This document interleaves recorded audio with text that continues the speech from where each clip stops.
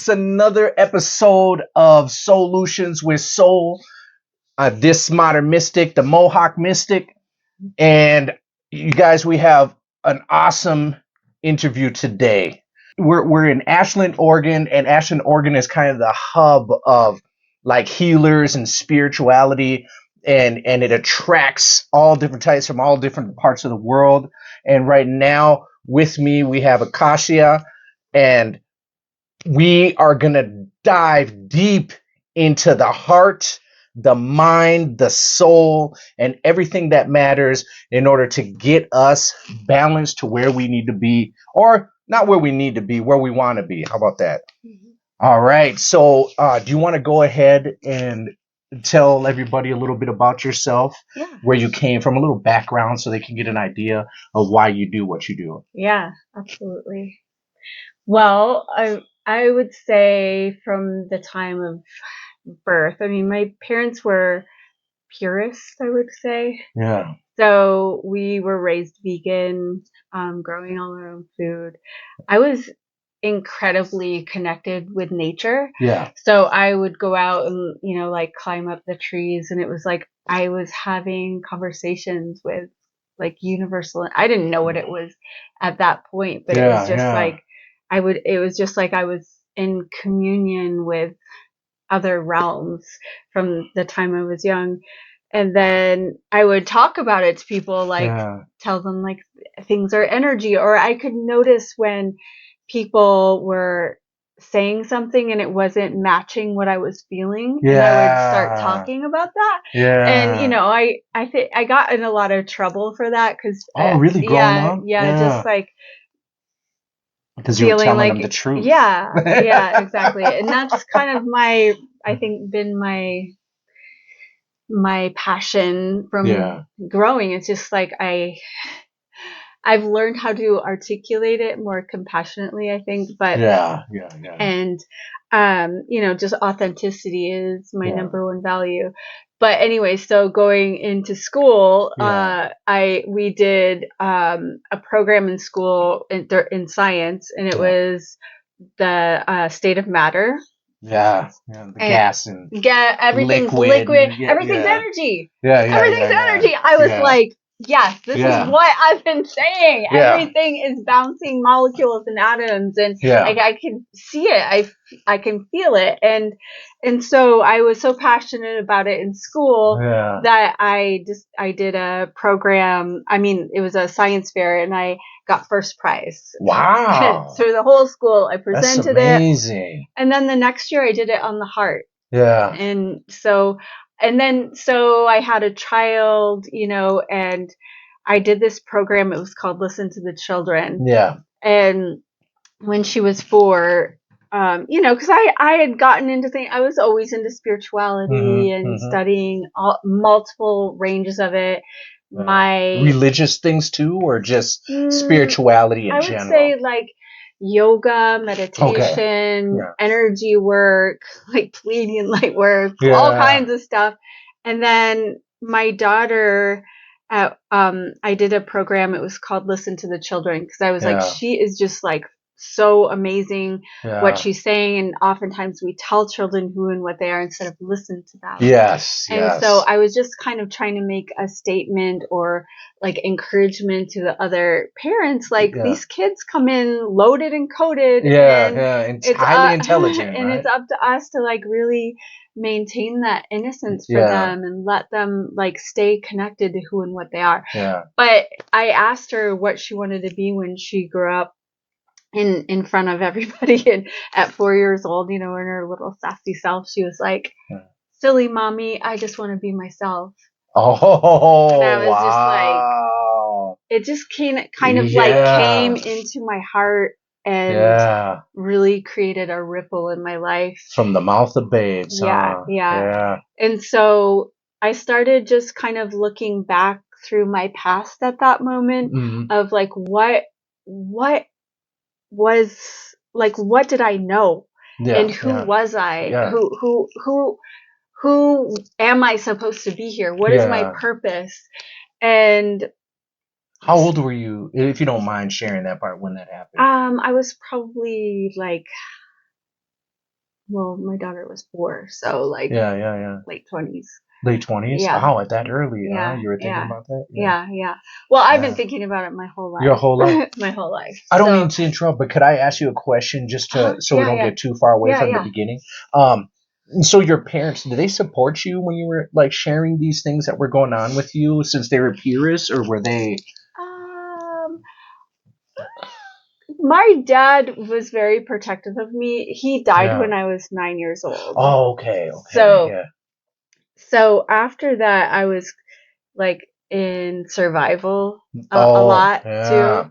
But I was also like the protector of my, like the one vocalizing when things were out of harmony. Because after my dad passed, there was a lot of traumatic things that happened that were going on, and just like a lot of neglect and abuse and okay. trauma. And my way of coping with trauma is learning. And so I would like dive into like all kinds of things. Like a good air sign. Right? Yeah, exactly. I want to know. Why is this happening? Why is my brain working like this? Yeah. You know, and I think also I wanted, because I felt like in some different spirituality and things like that, it was like a lot of people are just like throwing out these concepts of things like just forgive or this or that, and it's like what does that actually mean? You know, 100%. You want me to forgive, but but that's your mindset, all that kind of just words, just words. But to actually forgive when you've been hurt and traumatized, it takes a while to do. Take a while.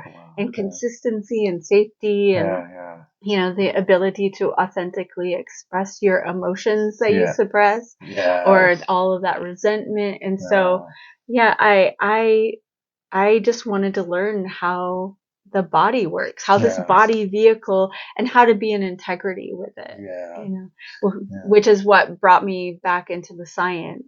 Just following full circle back around, I started training with the HeartMath Institute. So I kind of got a little bit out of like the spiritual approach to things, because I saw there was like a lot of gaslighting and stuff going on in those communities. And I was like, and it just felt a little bit disembodied, like we weren't actually addressing some of the trauma that had happened. It was just like even myself, like going above it rather than actually getting into it and turning towards it. Which doesn't really do anything if you don't address it and really look at it, right? Exactly. And really see it for what it is. Exactly. And then it's like stuck in there anyway, right? Exactly. So I just took a deep dive into all of that, started doing shadow work, and I trained with HeartMath Institute. Amazing. Yeah, I love those guys. And I started to get it really into Joe Dispenza's work, and then Daniel Siegel, and like all of the neuroscience. That actually, once again, it's like, I mean, there's complexities to it, but it's like the way my body when I read it, it's like my body kind of has a relief. Because it's like, oh yeah, I know that to be true. It makes sense. You know, like when I was doing the training at the HeartMath, I was like, there were so many business people in there just sitting like quietly, and I'm like literally bursting out of myself. Like I want to get up on my desk and start jumping around and celebrating. So I'm like, finally someone's telling us the truth. You know, there is this part of us that is way more intelligent in here than we've been told. And how do I come into integrity? And then it was like, I just want to teach and I want to share that as much and as far and as wide as possible. And I can understand that, because it's like when you've been through the darkness of trauma and kind of you feel very alone in that like darkness and the pain, and then you're like, oh, how do you deal with this? How do you figure out what is really going on with me? Because you know deep down inside there's more to you than what the experiences that you had. At least in my experience, absolutely. I knew there was. It's just that the people around me couldn't explain it. And even like religion, I was raised very religious, and none of that resonated with me like the way it did like when I started like listening to Joe Dispenza for and understanding. I actually became atheist, right? And then when I went through all the stuff that I went through, and I finally got to a point where I was like, I got to figure this out. Yeah. And Joe Dispenza came into my life, and it made so much sense to me because it was tangible. 100%. The woo woo, angels in the sky singing with harps, all the woo woo stuff. Yeah. I just could not swallow that anymore. And then when I read about that, I was like, so I know how you feel, like, oh my God, it's here. Somebody's telling us the truth. Yeah. Yeah, for sure. Yeah, I think we are completely dumbed down to, be controlled here. I am 100%. Yeah. And one thing I've learned, so it's like we're an electromagnetic frequency emanating from the heart. Yes. But when we're in our brains, and which we're conditioned to be from the time we're little, and to sit still, to be quiet, to disconnect from the body and what it's feeling, to disconnect from our brilliance and be basically entrained and not learn. We're not taught how to learn. We're taught how to be enforced. Yeah. So and repeat things. Yeah, repeat and memorize. Memorize. Yeah. Not to expand or any of that. Yeah. So literally, when we're in our minds alone, we're about an inch measurable off the body. But there's new, studies from the HeartMath that when we come into our heart, and it expands 60 times greater than just when we're in our minds alone. Well, you talk like your aura, right? It's not your aura. It's an electromagnetic frequency that emanates from the heart. Wow, specifically from the heart. From the heart, yes. Yeah. Mm-hmm. But if you do it from the mind, it doesn't go that far from the body. So when you go into the heart, what it does is it calms the nervous system. Okay. So we get out of fight flight. So because when you're in fight flight, the brain is in cortical inhibition. So you don't really have access. We're compartmentalized, And I call it the heart is the leader to take us into internal community. Yeah. Because then our heart, our emotions, our nervous system, our brain, our hormones are literally synergistically, coherently working as a team. Ooh, that sounds so beautiful. Yeah. If you imagine it, it's like a flock of birds flying through the air. Yeah. Like every wing beat is going, and it's just like this art piece that you're watching, and that's what's happening inside of us when we go into the heart. Wow. Can I ask you a question about going into the heart? Because I'm very mind. Yeah. Like I'm a Gemini. Oh wow. Okay. Triple Gemini. So all mind. And like even our buddy Carlos is and my wife, and they're always like, okay, you gotta like drop into your heart or drop into feeling. Can you feel that? And I have a hard time doing that, like a super hard time doing that. Mm-hmm. And in fact, he did a hypnotherapy thing with me, and I started laughing because he was like, go deeper. And for me, I'm like, bro, what are we doing here?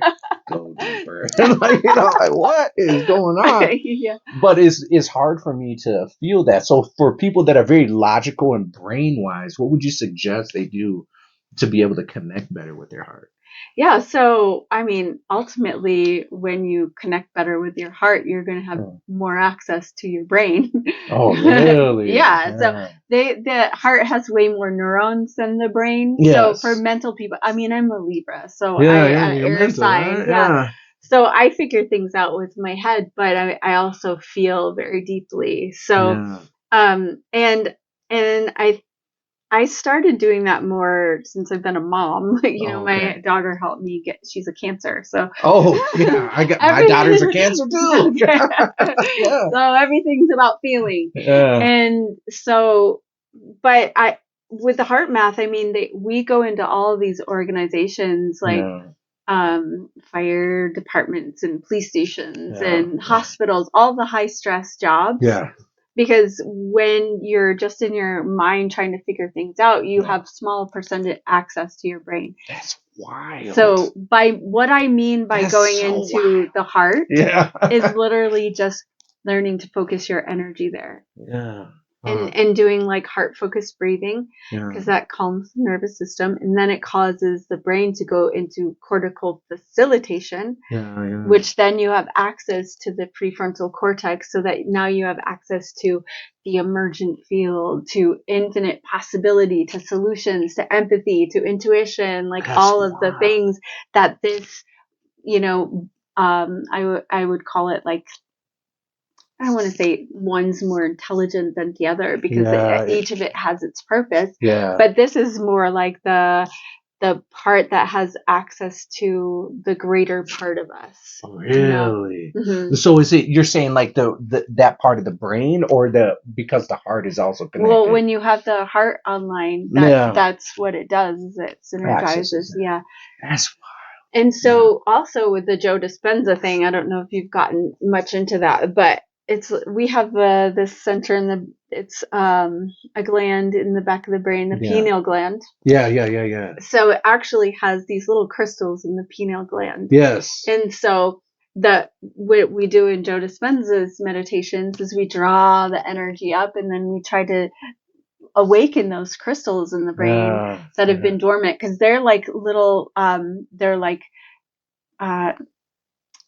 they send out information. Really? Into the field. Into the field. The field. From inside, it sends out information into the field. So, what he's always saying is, it's just like you have a thought with an elevated emotion, and that's how you manifest. Yes. So by connecting the heart and dinging those little crystals, it creates literally like an antenna, and then you create a torus field, so that what you're thinking, it's like it sends a field out, and then what you're feeling in the heart, it draws it back into you. Because oftentimes a lot of us are like, I want to manifest whatever it is. Yes. And yet the feeling is lack and limitation. Yes, the feeling does not.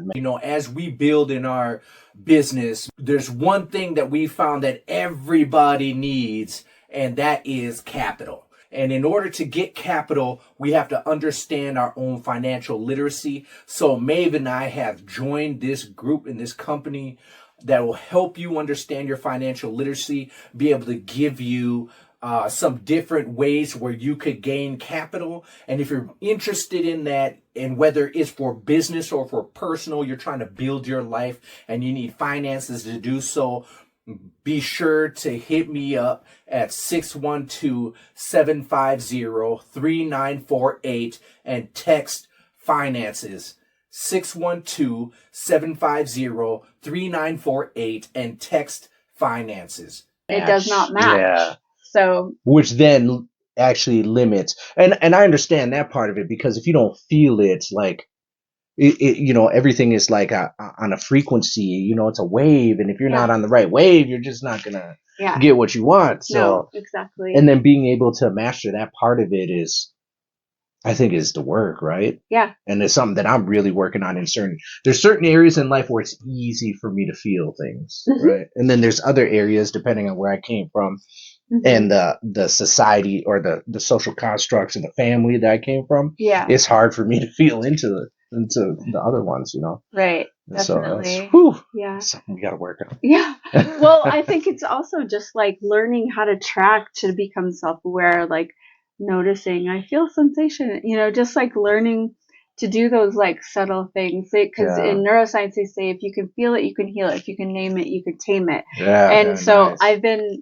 doing all these like group processes, because I feel like also it's very important to have healthy relationships and safe relationships where you can explore all these parts of ourselves, and just being able to be like, hey, I'm feeling this, or I'm sensing this. Like I've been doing this process called heart circles for like since my daughter was born. And so we sit with a group of people and we tune in to what we're feeling and noticing, not try to meditate or chase our thoughts away. You're basically just giving yourself attention, addressing what's actually coming up. Exactly. Not making it go away, not shaming it down and doing any of this stuff, but just like sitting and breathing and noticing, like, oh, I have this like sensation in my heart, or I have this burning in my stomach, and what's the feeling there? And and then we go around and we share it. Because if you can name it, you can tame it.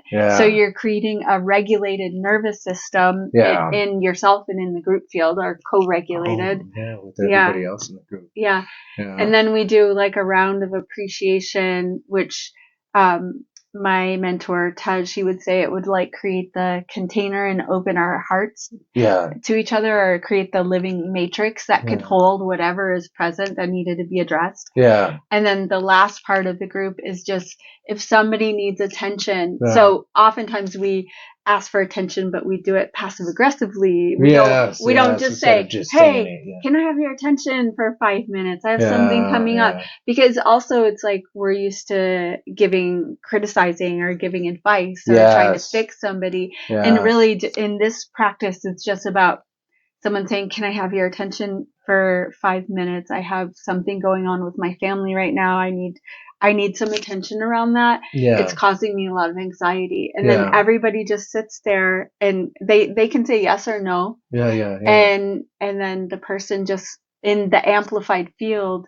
has greater access to their own intelligence. And they can find out, and then oftentimes it's like somebody crying or having an experience of like, oh, that's why that's coming up. It's a pattern. Like my 4-year-old is like completely online right now, feeling abandoned and all this stuff coming up, and nobody's there fixing or changing. It's just, and then if the person is like in distress a lot, other people in the group can share when you shared that this is what was coming up for me, just to take because it's like it's the whole field, right? Like it's everybody. You're creating a field. Yeah. Because what you say, you had an electro field or electromagnetic. You have an electromagnetic field coming from your heart, and that is going out. So if everybody, that's really holding space then. Yeah. Because if you're there and you're holding space for it, you have your field coming out and their field, then everybody's kind of mixing their fields or supporting each other's field, right? Yeah.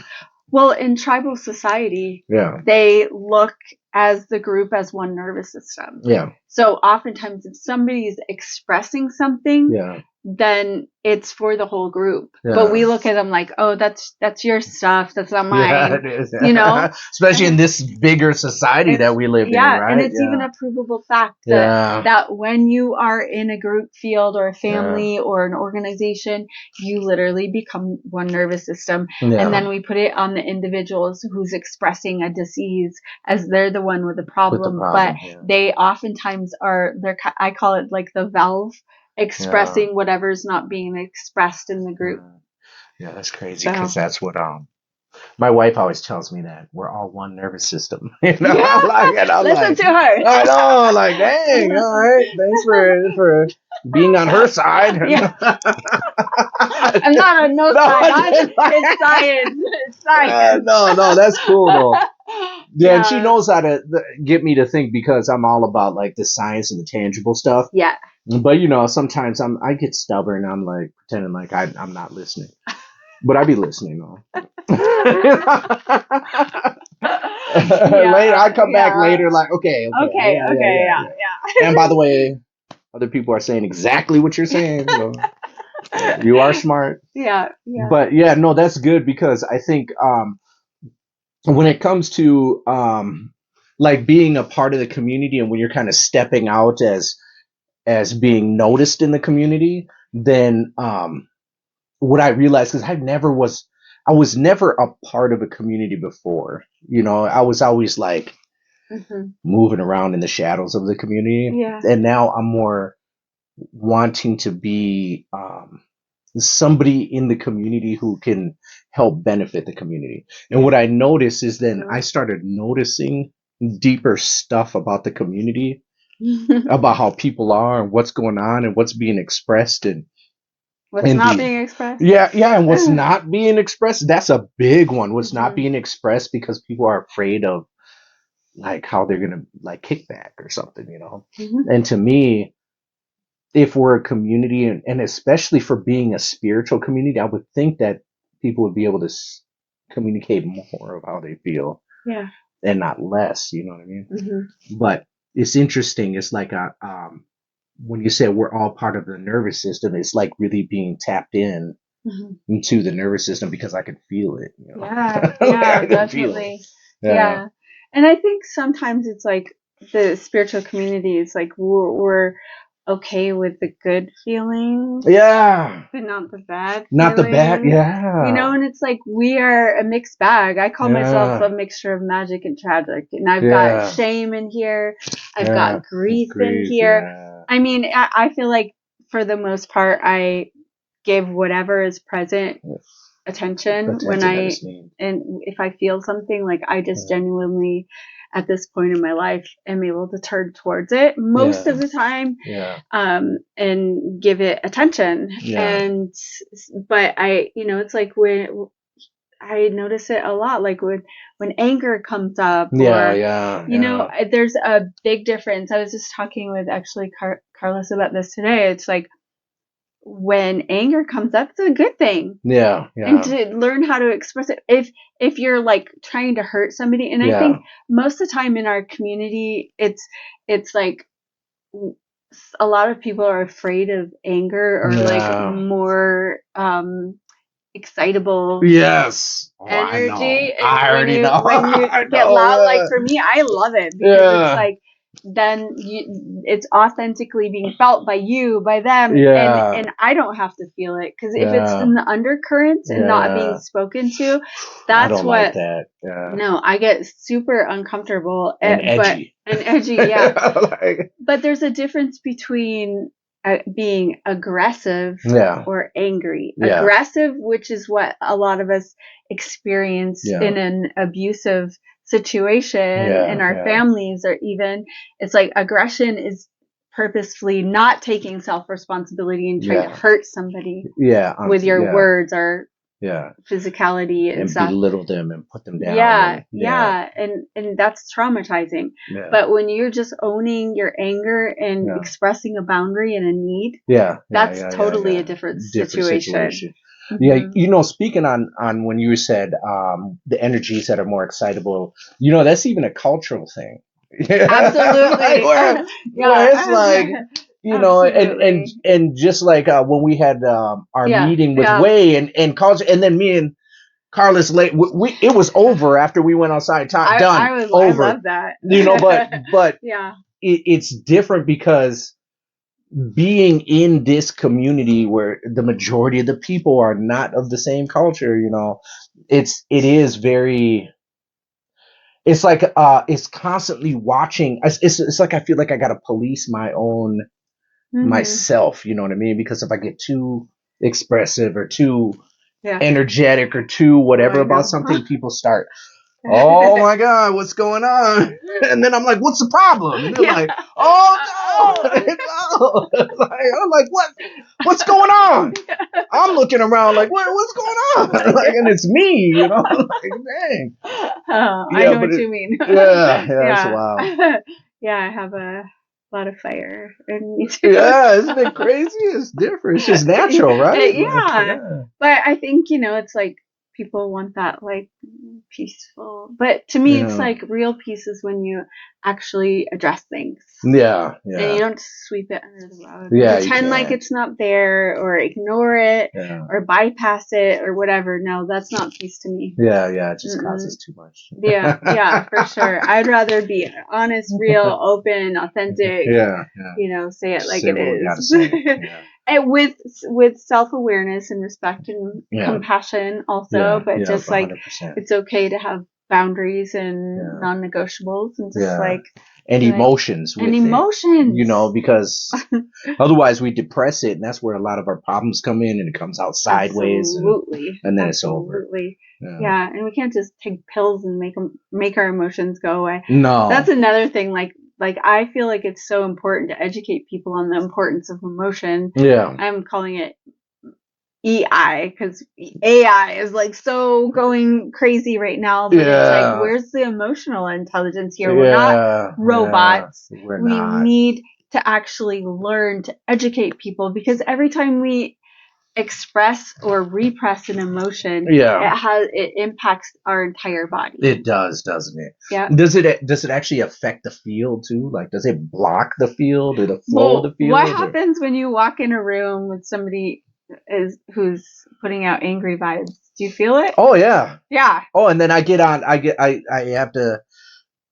A lot of times I have to either be like, hey, what's going on? And so then I can just Yeah. be cool, like we Yeah. cool, or Yeah. or I just can't be around it because otherwise my defenses start going up and I start getting alert and I start looking at the door just because of where I'm from. Yeah. And totally. the life I lived, you know, I and I'm all getting ready for what's gonna jump off, and I don't want to live like that anymore. So it's better to just go address it. Yeah. Be like, we good? Are you okay? Yeah. I'm checking in with you. Are you?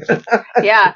And the same is true as somebody who's got a loving presence, right? Yeah, I love it. You feel it. You want to come. You want to be around it. Yeah. So to say emotions don't impact us, I absolutely do. Oh, of course. Anytime I just make that correlation with people, it's just like, oh yeah, I guess you can feel them. Yeah. And it's just 100%. obvious. I mean, you can see it on people's faces. Yeah. Like, I love it. You can see it. Yeah, I love it. So our emotions actually are what create cortisol or all the other hormones that are tonic for our body. Yeah. So it's like our feelings are so important. There's no such thing as a bad emotion. Yeah. It's just an emotion that hasn't been felt, or, it's like it's trying to tell us something. It's literally energy in motion. It's like, I say the heart is like this hiding behind the storm clouds of ourselves because we're here. There's like clouds. If you put your energy in your heart, it just has like, it's like connected from, I call it soul to cell,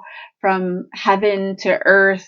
It's like, it has that, like the Tibetans call the heart the great transmuter. Yeah. So it's like the neutralizer, the point of reference inside of us. That's just like, everything's okay. Yeah. Everything's okay.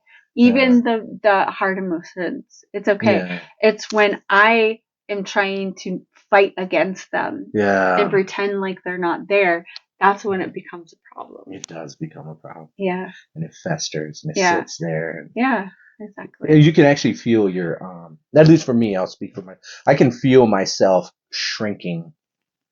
Like if I'm not able to express. And sometimes there's been times where I don't even know what it is I'm trying to express because I've gotten so good at like clamping down. Yeah. I mean, I think too, it is. It's like a process of coming back into ourselves, into our full selves, and learning how to be safe with each other and allow all the full range of our humanness again. So that's amazing. I had a Vedic astrologer do a reading on me, and he said that's one of the things that the heart, I have to learn to open my heart, and go through my heart, especially when it comes to my relationship with my wife. I gotta, learn how to drop into my heart with things, because I think I'm just so cerebral. That is so, it's my first instinct to think it out and not, even though I feel things, I do know that I feel things. I don't know. Like I know that I'm empathic, and some of it had to do with being very, very necessary to survive. Yeah. In my home or whatever, I could feel before I even got to the house what it was going to be like. Oh wow. So, but really being able to connect on a super deep heart level, I think is so important. And I think you're right that the heart is the transmuter, because man, when you get stuck in your mind about stuff, it can make up so many stories and make things so convoluted. Joe Dispenza says when you go in your head, it makes it only 100 times worse. And it does. 100% of the time, it makes it worse. That's what he says. 100% of the time. Yeah. It's crazy how the mind works. It can be your best friend or your worst enemy. Yeah. I did a training with this guy, Stan Tatkin, who is called Psychobiological Approach to Couples Therapy. It's learning about early, like your attachment style, your processing speed, like how our brains work around safety and regulating nervous system and taking care of each other's nervous system. But that sounds like a good course. It was amazing. I loved it. And very helpful at just trying to understand like differences, and that not everybody is the same, and that we have different processing speeds, and we have different ways that we've learned to attach or not attach, and what that causes in the body can't remember where I was going with that, but Oh no, that's good. yeah. Do you ever have classes with that then, or do you? Hold on. I used to do, it was called Couples Cafe, and we'd sit in the cafe and talk about like issues that couples are having, because oftentimes they think you think as a couple you're the only couple having those issues. Yeah, I know. Yeah, but it's so normal, right? And it's so normal, and it's just to have once again to not feel alone. Yeah. To feel like other people are having these similar issues. Yeah. It's okay, and there is tools out there, and I think sometimes it's hard when you don't have the tools, which most of us don't. Yeah, because where do we come from? Yeah, exactly.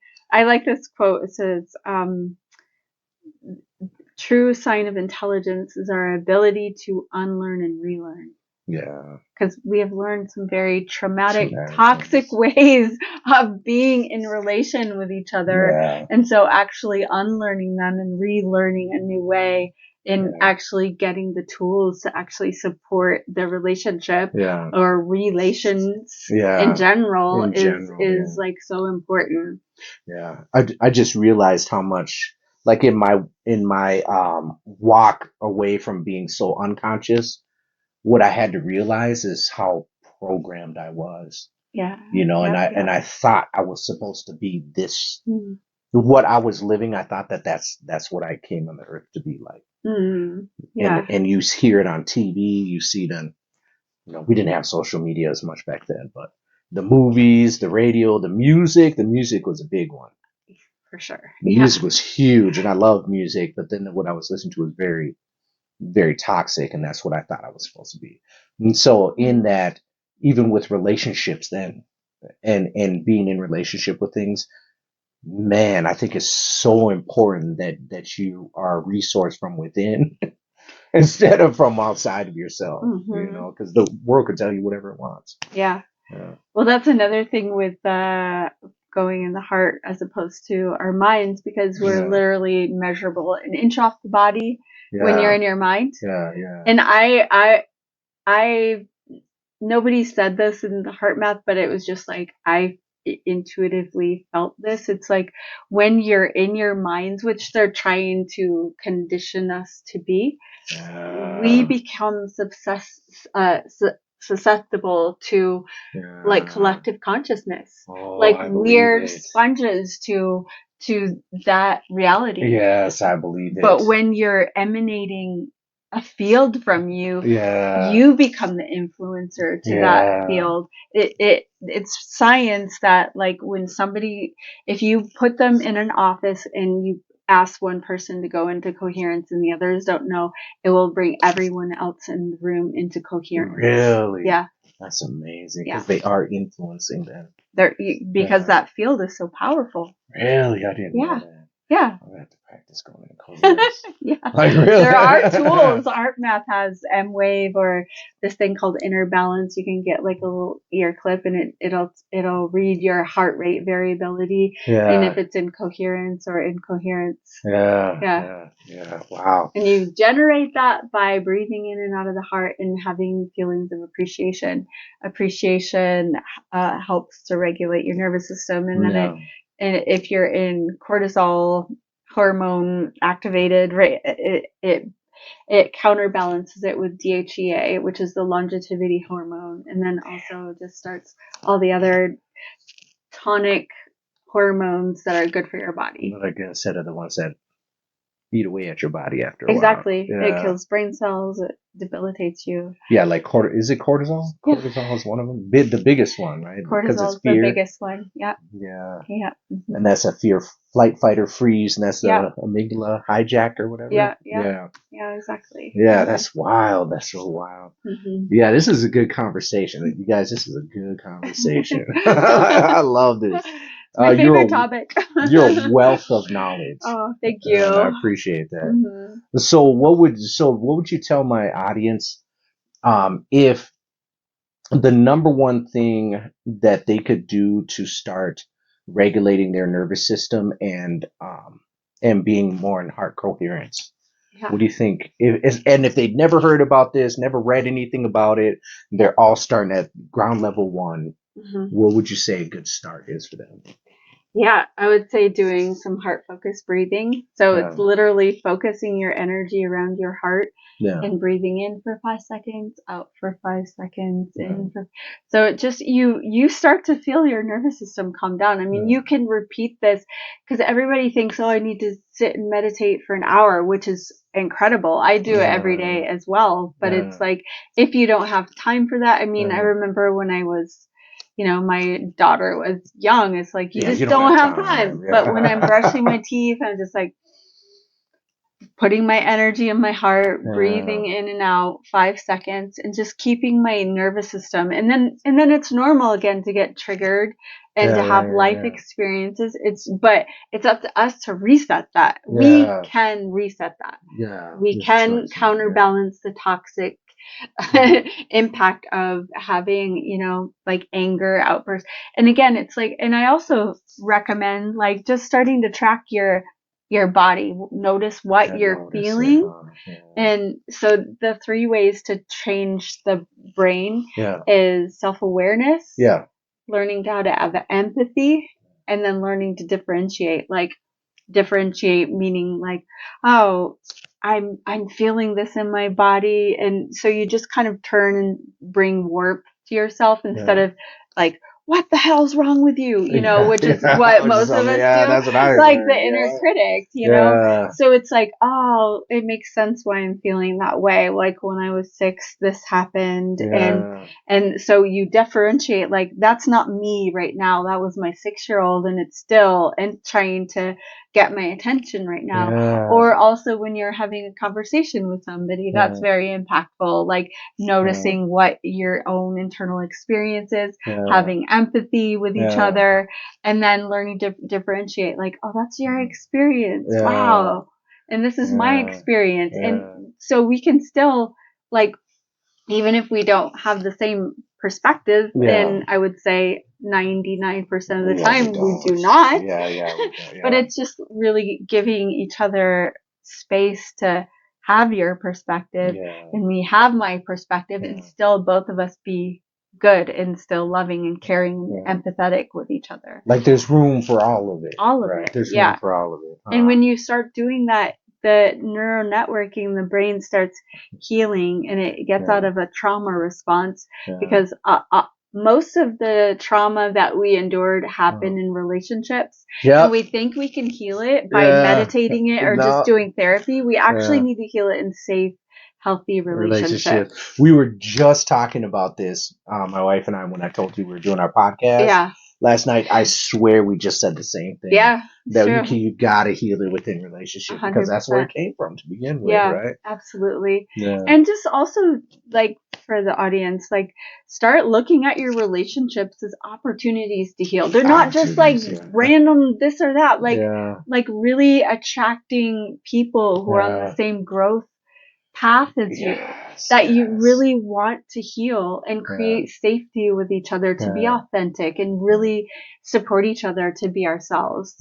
I mean, I always tell people, like, to have, like, above their bed, like, what are things that help to regulate your nervous system? Like, it's like your toolkit, basically. And it could be going out and breathing in nature for a minute. It could be meditation. It could be one of mine is dance. Another one is, like, actually I'm obsessed with learning. Like, I constantly learning and doing classes on neuroscience and so you're deep into it. I just love it. I want to know more. And doing Joe Dispenza's meditations or classes, there's so much free information right now. There is. You just have to be the seeker to find it, because it's not always common, or like our world does not promote it doesn't. And awareness.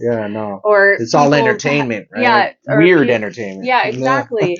But get involved with groups. Like, start your own group. Like, I'm going to be offering a lot more stuff here in the near future on group work and how to heal trauma and all that stuff. I think it's very much needed. Mm-hmm. And it's weird. I think it's very much needed here in Aspen. Absolutely. Right here. Everybody comes here because they're healing, right? It's like the nest, It is. Yeah. But we do need healing here. There's another thing I was going to say, because Okay, what popped up is when you're saying put your energy into your heart. Yeah. And so for somebody like myself who what is like putting your energy? Is it like your awareness or is it Yeah. what do you Okay, mean so by that? just a minute. Yeah. Put your attention on your right foot. Oh yeah, put my attention. Yeah. Okay. Yeah. Now put it in your left hand. Yeah. That's it. Yeah. Now put it in your heart. Okay. I see what you're saying. It's simple actually, right? It's just all intention, you know? What is it? Attention follows awareness. Yeah, yeah. So if I Yeah. put my awareness in my heart, Yeah. and that's where my intention is. I actually almost see my heart. Like I feel like I see it when I Yeah. did that. Yeah. Where before I'm like, is it there? Like I feel like there should be like a Yeah. feeling or something like that. But Yeah. Well, I will tell you just one more little tidbit. It's 22 days after conception. yeah. When the mother and father's, it's like the sperm went into the egg. Yeah. 22 days, 2 cells formed in a heartbeat formed. So it was the first thing in the mother's womb. And from that grew the nervous system and then the tongue and then the brain and the peripheral organs. So wait, the heart was the first thing? Of course. Oh, it's the first thing that develops, and it's the last thing when you pass that this encases your soul. That's so wild. Yeah, so your soul comes in when the heart comes.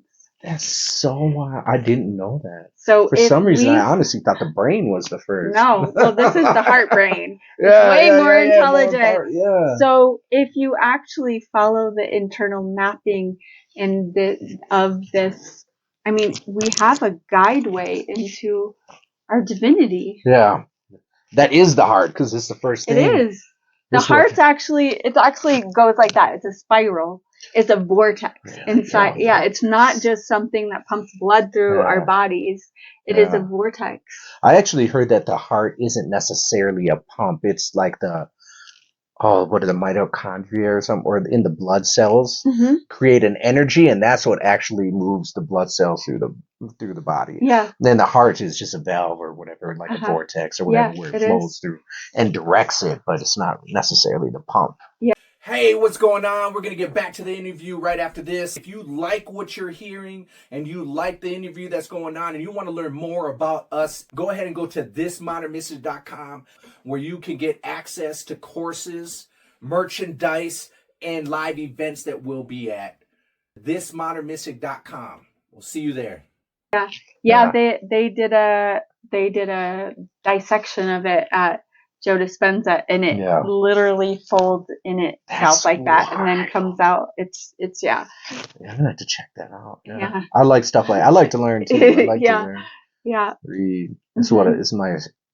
My wife says I never just sit because even when I'm doing dishes, I'm listening to something or something like that. So I can't help it. Yeah, good. It's good. I mean, for me, it was always a way. When I was growing up, I had a lot of trauma, like I said, and I could easily go down rabbit holes of depression. So it was like a way. I just thought if I was learning and occupying my head with something good, then it was like better than going down rabbit holes of darkness and depression. Yeah. So So you remember as a child that you could feel energies and stuff to begin with, and you felt the world, and you spoke with higher aspects of yourself and all that. And then as the world, but you remember this now even as an adult, feeling that way. It's never gone away, huh? No. That's amazing. Because I vaguely remember, like, I don't know, there's certain things that I remember that I feel there's more expansiveness. I even felt like this stuff isn't even real. Even as a kid, when I look into it and I see it starts waving or little particles of it would flash in and out of existence, But then I always thought that was just my imagination. Or, because I don't know, they tell you that. Exactly. You're tripping. Yeah, there's something wrong with you. Read the Bible. Right. Yeah. But yeah, so it's interesting that you and Carlos told me too that he's felt ever since he was little. And sometimes I get a little envious of that, like being able to, you guys are able to feel Mm. the existence. Yeah. It's pretty amazing to me. Yeah. Yeah. I think we all come with our own gifts and Yeah. wonderment. And like I said, I feel like from birth, we're loaded and coded. It's just Yeah. like if you have a supportive environment that Yeah. helps you to maintain that or not. And a lot of people do not. Yeah. So, yeah, I mean, I was like a majority out in nature. So Yeah. it was easy for me just to like be in communion with those energies. Yeah. So. Yeah, and I was in an orphanage pretty much Oh, at the well, beginning. shit. Yeah. Well, there you go. In Sao Paulo, Brazil. So it's, my God. yeah, so it's Yeah, a okay. little bit different. Little different. Yeah, a little. Yes. Okay. No, but that's good. So I'm just gonna do a time check to see how much time we have, and then what do we have? 50. Oh, dang, we've been talking for 50 minutes. Alexa, what time is it? 7:14. So we have 15 minutes. Okay, cool. All right. So what else would you like to address? Do you want to share some of your? Well, I don't know. I'm more into. Okay, let's talk about some of your. Yeah, let's do it this way. Okay, do you want to share some of the things that you are sharing with the community, or invite people to be a part of where you're concerned? There's some of the things that you want to. Yeah, I can do that. And promote some of your own stuff and where people can find you, especially. That would be nice, and where they can find you, and maybe a little bit of what they can expect. Or For sure. Yeah. So, I mean, right now I have mostly on social media. I do have a website called Mud to Gold. It's getting revamped at the moment. Yeah. That came to me. My daughter and I went through a really horrific experience about 5 years ago. And when she told me what was happening, I just turned to her and I was like, I don't know why this happened to us, but we will turn this mud into gold. And it was just like what came out of me. Yeah. And to me, that's like I've been climbing out of hell the last years. Yeah. From what happened to us, it was like I was doing a lot of stuff in the community, and I just really didn't feel like an integrity with holding space for anyone in those moments because I had to really dive deep into what I had just experienced for 10 years, really. I mean, it wasn't except it was the last few years that it just got horrific with an ex and a lot of psychotic abusive stuff that was going on. So you had to cleanse yourself in order to continue I did come back to this point. I did years of like a lot of shadow work with that. Just my mentor just kind of swooped with, I mean, it was horrific. I'm not going to go into the details of that right now, but it was just like, for one of those things to happen to anybody, it's like hard to come out of, but it was like multiple. And it was just like in one swoop, it was like my daughter's innocence and like having a career, and it was like completely gone.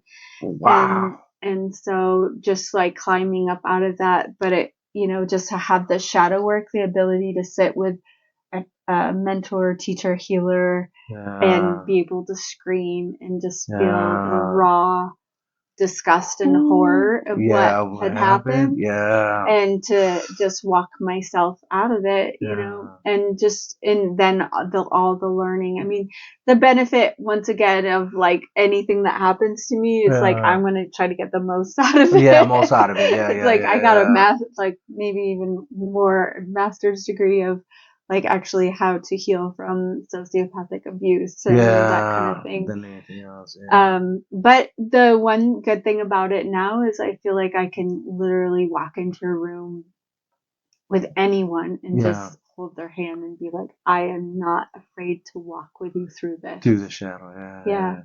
Yeah, I call myself a shadow walker too. Yeah. Because Yeah. there's no judgment. No, Yeah, you know, exactly. it is what it is. It is. And we've all been through our own level of hell. And it doesn't matter if it's worse or not. better Yeah. or like the most horrific. It's still hell. It's still like how, but we are capable of healing. Yeah. And I think sometimes we feel like, you know, when you're in the process of it and you don't have the tools or the support or, you know, I remember even going to one therapist and just being like, I feel like I'm caretaking for this therapist because I don't feel like I could bring my full self there, you know? And how challenging that is. Oh, that sounds like that's a waste of time. Yeah, almost, yeah, you know? for like, sure, for sure. So yeah, I want to be able to be with others in those spaces. So I've been developing all these different programs of one, like how to heal trauma and relational work, how to actually access your heart wisdom. I like to do 3 things in all the education programs that I do. One, educate people properly. Yeah. And then give them tools. Yeah. So that we can embody it. Yeah. I don't like to just give people information. I'm like, let's put it on the ground now and land it. Yeah. So and it's like something tangible that they can use. Because what's the point? Yeah, for sure. At the end of my class, I say, "What's the fucking point?" You know? Exactly. I'm telling you this. Exactly. Unless we're gonna apply it. Yeah. And here's how. You know, because a lot of times it's like, again, we get thrown a lot of concepts and ideas and all this stuff. But it's like, okay, at the end of the day, I know that information, but it doesn't apply to my life because I'm not actually embodying in that. Yeah, 100%. So I like to do a lot of group work practices. I mean, I've done a combination of shadow work, of relationship work, of heart circles, of the neuroscience, HeartMath. I kind of like bridge all of them. So, and bring it into whatever I'm teaching or doing. So yeah, I have I have multiple different programs I can offer. And right now what I want to do is like train trainers, people who actually work with other people and just, you know, just some of this information that I told you, like get into real specific detail. How can you help your clients to change? Yes, that's good. Yeah. Like how can you actually understand what's happening in their body, their attachment, their, you know, wounding, their inner child, you know, the inner critic, all the shadow stuff. And how do we need a safe container. I call it relationship, which is the masculine holding the container. So the relationship can come out, which is the wounded child. It's the pain. It's the trauma and be healed and reintegrate so that we can relationship. Which is a changed nervous system. Now, new neural networking is happening in the brain, so that we can turn our pain into purpose. Yeah. So, can you mind if I repeat that? Yeah. So it's the relationship, the container, masculine, right? Yeah, So you can deal with the relationship. Yes. All the trauma and stuff that came up. Yeah. And then you can have a relationship. Yes. Which is the actual change in the relationship. Exactly. I call that, it's like the masculine, the feminine, which is the shift. Yeah. And the child. Yeah. That's amazing. Because oftentimes we grow up and we're just like, we just learn the relationship stuff. Yeah, I know. And we don't feel safe. And we think it's relationship, but it's really relationship. No, or the container is just not safe. I mean, the container really is everything. Because if we do not feel safe, I believe our bodies are always asking, am I safe? Am I loved? And is it okay to be myself? Yeah, my wife says that all the time. Oh yeah. The being safe, you have to be able to be safe in order for to change. Yeah. Or even just to even see what's going on. Yeah, exactly. Because we're always, especially with trauma, we're always tracking. Am I safe? Am I safe? And it's not even a conscious thing. It's just like we notice. I mean, like I'll tell you one of the stories when I did with the heart. Or no, it was Stan Tatkin. because he would record the sessions from the HeartMath. husband and the wife, and he would watch. He would say something to one of them, and he would watch their faces. Because you have these little micro movements. The tells. Yeah. That's what poker people use, the tells. Yeah. So he slowed, because the woman was like saying she didn't care about the affair that had happened and all this stuff. And he slowed the video down, and her face literally looked like she was saying, "Fuck you." Oh, really? Dang. That's how she was micro it is? Pretending to be like everything was okay. But wait a minute, so how does the face it was just do like that, but you can't? Yeah, well, fast, huh? Yeah, our bodies don't lie. Holy shit. So if you're sitting there with, it's like you do like a little micro tweak of your eye or like something on your face. It's like we're tracking that. Yeah, 100%. Even subconsciously, like even if we don't consciously see that, we subconsciously see exactly. that. Yeah, exactly. Even energies we subconsciously feel. Yeah, exactly.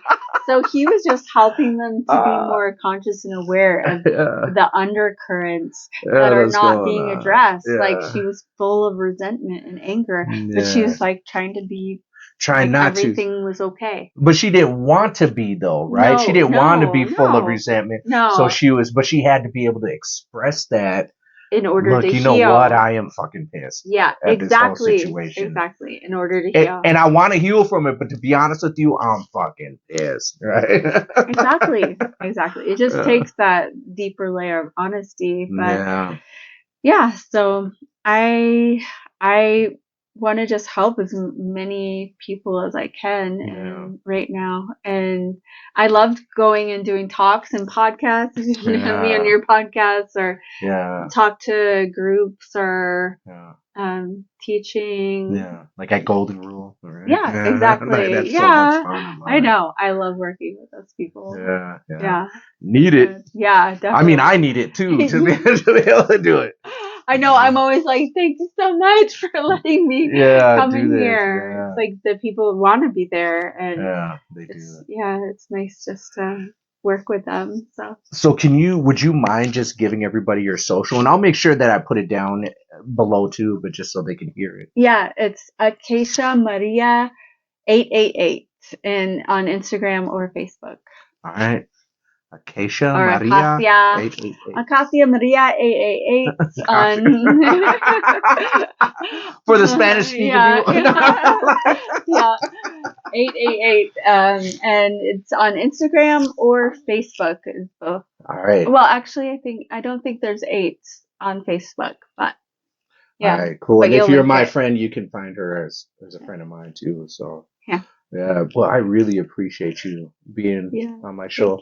You're the second interview that I have. A hitter.